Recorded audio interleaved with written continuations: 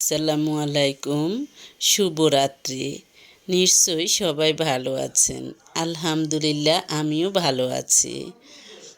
আজকে আমি একটি গুরুত্বপূর্ণ বিষয় বলবো।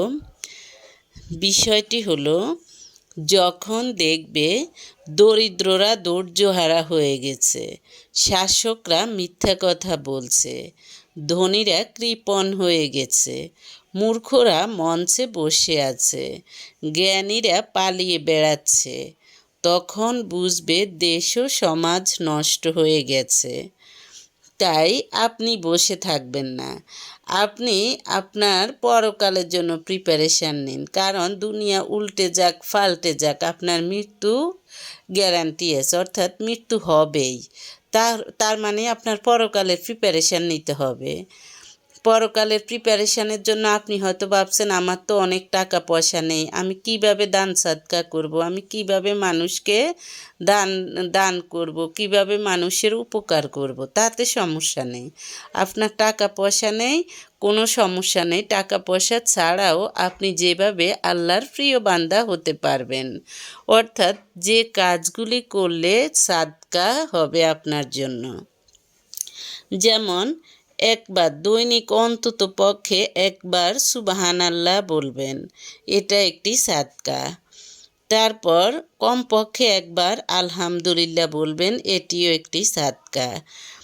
কমপক্ষে একবার আল্লাহু আকবার বলবেন, এটিও আপনার জন্য একটি সাদকা হিসেবে পরিণত হবে। তারপর কমপক্ষে একবার লা ইলাহা ইল্লাল্লাহ বলবেন, এটিও আপনার জন্য একটি সাদকা হিসেবে পরিণত হবে। তারপর হলো, কাউকে ভালো কাজের আদেশ দিন। তারপর হলো, খারাপ কাজে নিষেধ করবেন, এটাও আপনার জন্য সাদকা হিসেবে পরিণত হবে। তারপর হলো, হাস্যোজ্জ্বল মুখ নিয়ে আত্মীয় স্বজনের সামনে উপস্থিত হওয়া একটি সাদকা। তারপর হলো, কাউকে একটি বোঝা তার বাহনে তুলতে সাহায্য করাও একটি সাদকা। তারপর হলো, পরিবার পরিজনের দায় দায়িত্ব বহন করাও একটি সাদকা। তারপর দেখা যায় যে কোথাও দুই ব্যক্তির মধ্যে মনোমালিন্য বা দুইয়ের অধিক মানুষের মধ্যে মনোমালিন্য, তখন সেখানে সুবিচার করা একটি সাদকা। তারপর হলো, সালাতের জন্য মসজিদের পথে প্রতিটি পদক্ষেপ একটি সাদকা। মহিলাদের জন্য এটা হলো, পুরুষের জন্য। মহিলাদের জন্য নামাজের জন্য আপনি অজু করে আসবেন, তারপর যতগুলো কাজ করবেন সবই আপনার জন্য সাদকা হবে। তারপর হলো, রাস্তা থেকে কোনো কষ্টকর বস্তুকে সরিয়ে দেয়া একটি সাদকা। তারপর হলো, কোনো দৃষ্টিহীন মানুষকে, অর্থাৎ পথহারা মানুষকে, পথহারা লোককে পথের সন্ধান দেয়া, দৃষ্টিহীন লোককে সাহায্য করা, এগুলাও সাদকা। তারপর হলো, কারো সাক্ষাতে সালাম দেওয়াও কিন্তু একটি সাদকা। এছাড়া আরও বিভিন্ন কাজ আছে যা আপনি করে আপনি আল্লাহর প্রিয় হতে পারেন। অর্থাৎ আপনি দেখা যায় যে ভালো মানুষকে, আপনার সামনে কখনো কোনো মানুষ অন্যের নামে গীবত করতেছে বা কতগুলো কথা বলতেছে, সেখানে আপনি বুঝতে পারতেছেন না এটা কি তারা সত্য বলতেছে না মিথ্যা বলতেছে।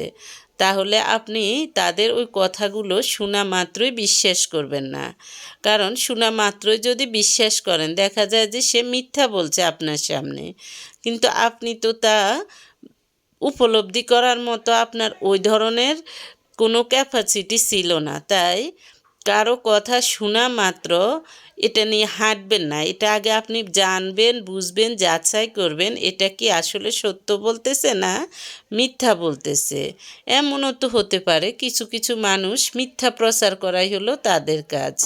তারা ভাবে যে হ্যাঁ, মিথ্যা প্রচার করলাম, একজনকে ছোট করলাম, একজনকে খারাপ করে বললাম, এটাতে আমার কৃতিত্ব। আসলে এগুলাতে কৃতিত্ব ইহকালেও না, পরকালেও না। পারলে এইসব মানুষকে সংশোধন করবেন, তাহলে এটাও হবে আপনার জন্য সাদকা হিসেবে আপনার পরিণত হবে। অর্থাৎ আপনি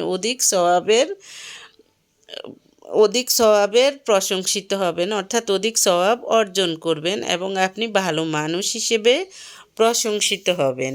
এছাড়াও আপনি আরও ভালো কাজ আছে, যেমন সমাজে দেখা যায় যে